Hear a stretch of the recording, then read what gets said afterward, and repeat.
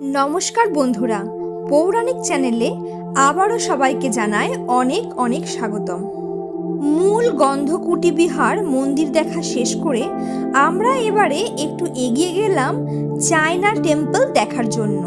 শান্ত পরিবেশে এই মন্দির, খুব একটা ভিড়ভাট্টা নেই এখানে। গাইড আমাদের দেখাতে দেখাতে নিয়ে চললেন মন্দিরের মধ্যে। এই সমস্ত জায়গায় গাইড না থাকলে তেমন কিছু জানাই যায় না, তাই বাকিটা এবারে ওনার মুখ থেকেই শুনে নিই আমরা। ये चाइना टेम्पल है जो 1939 में बनाया गया है चैंग चोन की तरफ से। रहते हैं लोग इसमें ज़्यादा तो थाईलैंड के। ये महात्मा बुद्ध की तीसरी स्थल है। ये पहला स्थल जहाँ पर उनका जन्म हुआ सिद्धार्था नाम से। ये लुम्बिनी नेपाल में पड़ती है। और एक दूसरा स्थल है जो अपने 35 साल की आयु में ज्ञान प्राप्त किए थे, बौद्ध ज्ञान। और एक तीसरा स्थल है सारा, जहाँ पर महात्मा बुद्ध ने अपने 5 चीज को पहला उपदेश दिया। ये स्टैचू है क्या? जी अभी चलेंगे यहाँ पे भी हम। और ये चौथा कुशीनारा, कुशीनगर ना जी, ये पड़ता है गोरखपुर। यहाँ पे 80 साल की आयु में इनका ध्यान हुआ था। শ্রী শ্রী বুদ্ধদেবের জীবনকালের গুরুত্বপূর্ণ কিছু অধ্যায় সম্পর্কে বললেন উনি। এরপর মূল চায়না মন্দিরের দিকে এগোতে থাকলাম আমরা।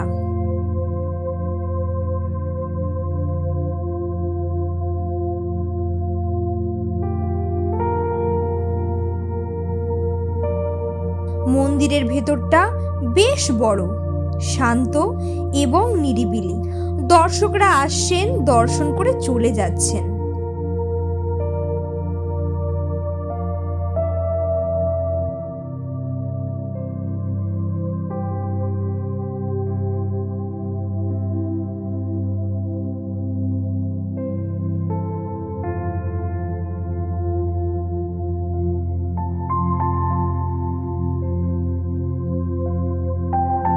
এরপর মন্দির দর্শন শেষে বাইরে এসে গাইড মহাশয় আবার কিছু তথ্য দিলেন অশোক চক্র এবং অশোক স্তম্ভের ব্যাপারে। ये जो देख रहे हैं इसको, इसका रियल नाम है धर्मचक्र बौद्ध बोला जाता है, मगर इसे लोग प्यार से बोलते हैं अशोका। जो एक चीज़ देख रहे हैं ये कॉपी की गई है। ये कॉपी की गई सन 2010 में और ओरिजिनल आपका रखा गया है म्यूजियम में, जो 1940 में निकाली गई। 1904 से लेकर 1905 में जो चीज़ निकली है सब म्यूजियम में रखी गई है। मेन चीज़ निकाला गया अशोक स्तंभ और अशोक चक्र। जो अशोक चक्र और अशोक स्तंभ आप म्यूजियम में देखेंगे। जो राष्ट्रीय चिन्ह है मेन महात्मा बुद्ध के तौर से अशोक सम्राट जी जो बनवाए हैं, उसमें 1940 में खुदाई हुई थी, तभी का आई इधर में दिखा देती है। तो महात्मा बुद्ध के जो 5 शिष्य थे उनके स्तंभ बनाई गई और उनके ये 5 शिष्य जो पांचों का नाम यहाँ लिखा गया है।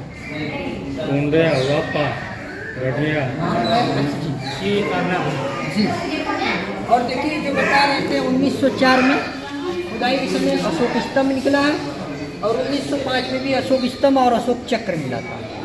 वो आपका पहले एंट्री करेंगे म्यूजियम में तभी आपको देखिए मेन ये जो इसका पूरा नाम है ऋषि पत्तन मिगदाय गाँव।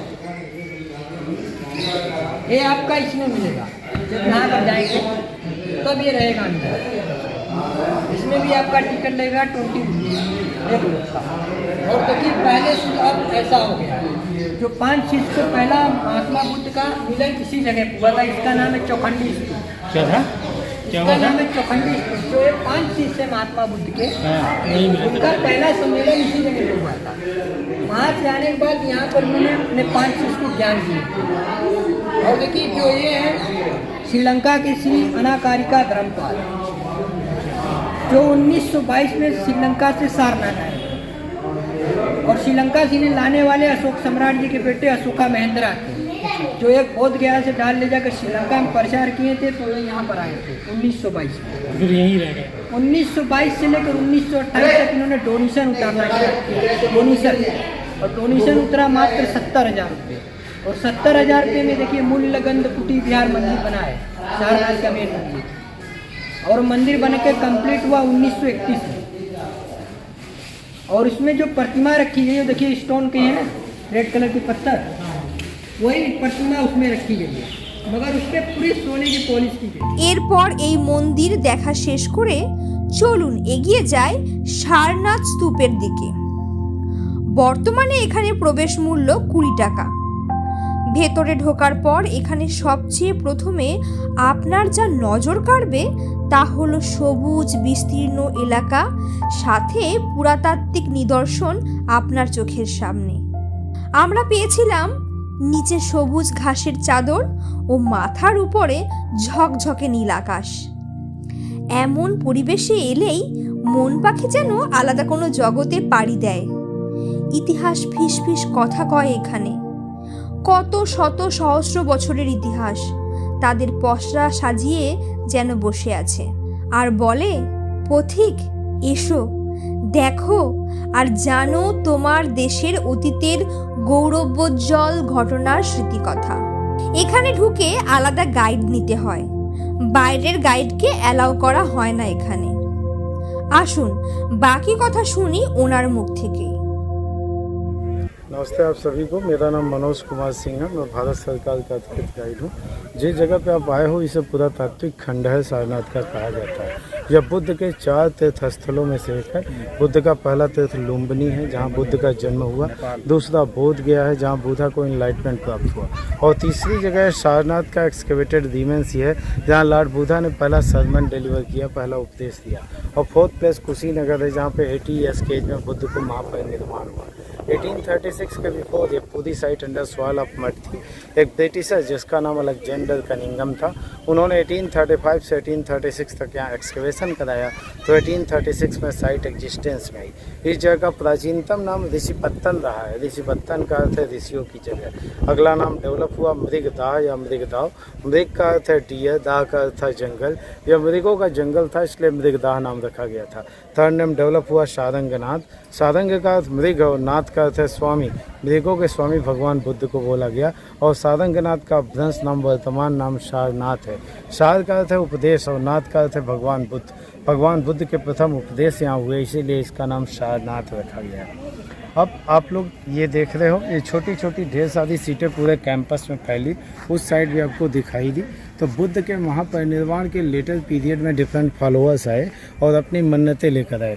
जगह जगह बैठ कर उन्होंने अपने मन्नतों के लिए साधनाएं की। जिनकी मन्नतें जहाँ पे पूर्ण हुई वहीं पे ऐसी छोटी छोटी सीट डेवलप की, इसलिए इन सीटों को मनौती स्तूप कहा जाता है। ये जो छोटी छोटी सीटें दिखाई दे रही हैं, थोड़ा सा भैया साइड ही हो तो ये सामने जो खंडर का स्ट्रक्चर दिखाई दे रहा है इसको मूलगंध कुटी कहते हैं। इस दीवार के अंदर की जो इसके खंडर के इनसाइड की जगह है, यहीं पे लॉर्ड बुद्धा ने एक वर्षावास बिताया था।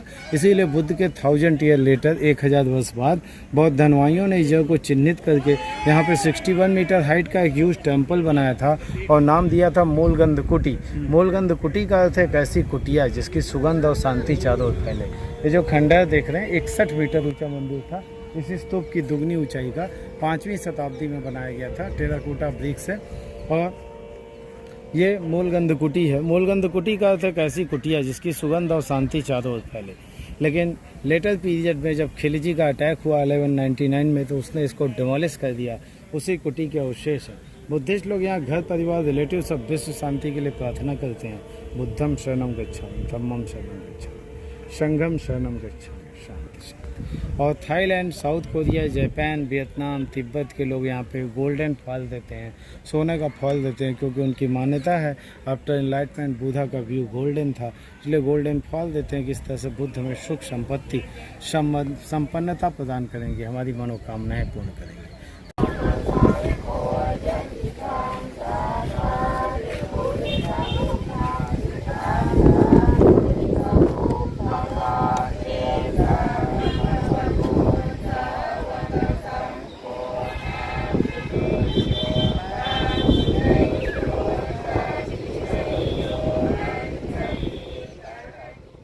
बुद्ध एक वर्षावास बिताने के बाद उस मूलगंध कुटी में यहाँ आए थे और बिफोर फर्स्ट लेक्चर अपने 5 डिसाइपल्स के साथ एक मीटिंग करना चाहते थे। लेकिन उनके एक डिसाइपल का नाम आनंद था जो उनसे डिसएग्री था। आनंद चाहता था कि महिलाओं को प्रवेश दिया जाए संघ में। बुद्ध ने पहला बौद्धिस्ट संघ यहीं बनाया था और 5 बौद्ध भिक्षुकों को 60 बौद्ध भिक्षुकों को अलग अलग दिशाओं में बुद्ध धर्म का प्रचार प्रसार के लिए भेजा। तो आनंद चाहता था, और किसी भी महिला को अलाउ नहीं किया था। आनंद चाहता था महिलाओं को भी संघ में लाया जाए। इसीलिए आनंद की समस्या का हल निकालने के लिए बुद्ध ने बाकी 4 प्रिय शिष्यों के साथ यहाँ पे एक मीटिंग की। इस मीटिंग में बुद्ध थे और उनके 4 शिष्य थे, कौंडिन्य, महानामा, भद्री और पप्पा। बुद्ध को लेकर इस मीटिंग में 5 लोग थे, इसलिए इस मीटिंग को पंचायत कहा गया और जगह का नाम पंचायतन मंदिर है। पंचायत हमारे गांव की स्मॉलेस्ट डेमोक्रेसी होती है, जिसमें 5 लोग मिलकर किसी की समस्या को सॉल्व करते हैं। तो पहली पंचायत आज से 2600 ईयर्स अगो यहीं की गई और यहीं से पंचायत का कॉन्सेप्ट आया हमारे गाँव में, जो आगे जाके ग्राम पंचायतों में बदला। जो हमारा संविधान आया तो हमारे जुडिशरी का रिक्वायरमेंट बना। So we can say it's a first democracy of the world, मतलब दुनिया की पहली न्याय व्यवस्था यहीं से। ওনার থেকেই জানতে পারলাম কেন এই জায়গার নাম মূল গন্ধকুটি রাখা হয়েছিল। এবারে আসুন খুব গুরুত্বপূর্ণ একটি স্তূপের ব্যাপারে জানি আমরা, যার নাম ধামেক স্তূপ, যার পুরানো নাম ধর্মচক্র স্তূপ।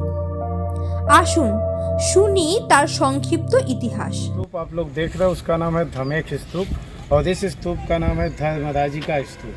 और इस स्तूप की भी हाइट 18 सेंचुरी तक उसी धमेक के पैरेलल हुआ करती थी। दोनों स्तूपों को 3rd सेंचुरी BC में सम्राट अशोक ने बनाया था और ऐसे स्तूपों में उन्होंने बुद्ध के रेलिक्स को प्रिजर्व किया था। इस स्तूप में भी उन्होंने ग्रीन कास्केट में बुद्ध के अस्थि और शेषों को संरक्षित किया था, रेलिक्स को। और इसकी हाइट 18 सेंचुरी तक उसी धमेक की तरह होती थी। लेकिन 18 सेंचुरी में काशी नरेश चेत सिंह थे और उनके दीवान का नाम जगत सिंह था। चेत सिंह वाराणसी में भवन निर्माण की प्लानिंग कर रहे थे। भवनों के निर्माण की सामग्री प्राप्त करने के उद्देश्य से उन्होंने अपने दीवान जगत सिंह को अटैक का ऑर्डर दे दिया था। 1794 में काशी नरेश चेत सिंह के दीवान जगत सिंह ने इस धर्मराजी का स्तूप को डिमोलिश कर दिया और ग्रीन कास्केट रेलिक का पाया गया, जिसको उन्होंने गंगा में फेंकवा दिया। कास्केट आगे कोलकाता में पाया गया था, जो आज भी कोलकाता के इंडियन नेशनल म्यूजियम में रखा गया है। जगत सिंह ने धर्मराजी का स्तूप के एवं स्ट्रक्चर को जो डिमोलिश किया, इसके टेराकोटा के ब्रिक्स और मटेरियल्स को ओल्ड काशी सिटी में ले जाकर उन्होंने इससे कुछ भवनों के निर्माण कराया, कुछ मार्केट डेवलप किया। और पहले मार्केट का नाम चेतगंज रखा, दूसरे मार्केट का नाम जगतगंज पड़ा। जगतगंज और चेतगंज 2 मार्केट पड़े, जो यहीं के ईंटों से बनाए काशी के एग्जिस्टिंग मार्केट। ये शीशे के अंदर जो 5 पिलर्स आप देख रहे हो, सेंट्रल पिलर, मिड पिलर जो है उसे अशोक स्तंभ कहते हैं। इसे 272 से 232 BC में सम्राट अशोक ने बनाया था। मोनोलिथिक स्टोन का बना था, यानी सिंगल पीस ऑफ रॉक से डिजाइन किया गया था। इसकी कंप्लीट हाइट अंडरग्राउंड से टॉप तक 15.25 मीटर थी और डाउन साइड सर्कमफ्रेंस 0.71 मीटर था। टॉप साइड सर्कमफ्रेंस 0.56 मीटर था। और मेन पिलर पे आप देख रहे हो ब्राह्मी लिपि पाली भाषा में सम्राट अशोक का शासनादेश लिखवाया गया है, जिसमें बहुत भिक्षुक भिक्षुणियों को चेतावनी दी गई है कि उन्हें संघ के नियमों का पालन करना अनिवार्य था, अन्यथा मुंडन कराकर सफ़ेद कपड़े में संघ से बाहर कर दिया जाता था। ये चारों पिलर सीधी बीच वाले पिलर के टूटे हुए टुकड़े हैं, ऊपर के पार्ट हैं और सबसे एक्सट्रीम टॉप पे लायंस वाले 4 सिंबल्स लगाए गए थे, जो भारत का नेशनल एम्बलम है।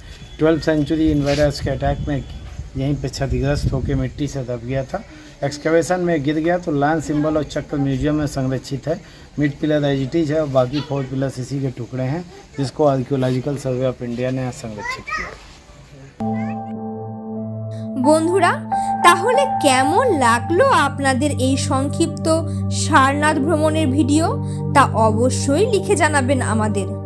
আগামী পর্বে আবারও আমরা হাজির হচ্ছি নতুন কোনো ভিডিও নিয়ে। ততক্ষণ পর্যন্ত সকলে ভালো থাকুন এবং সুস্থ থাকুন। বুদ্ধাং শরণম গচ্ছামি।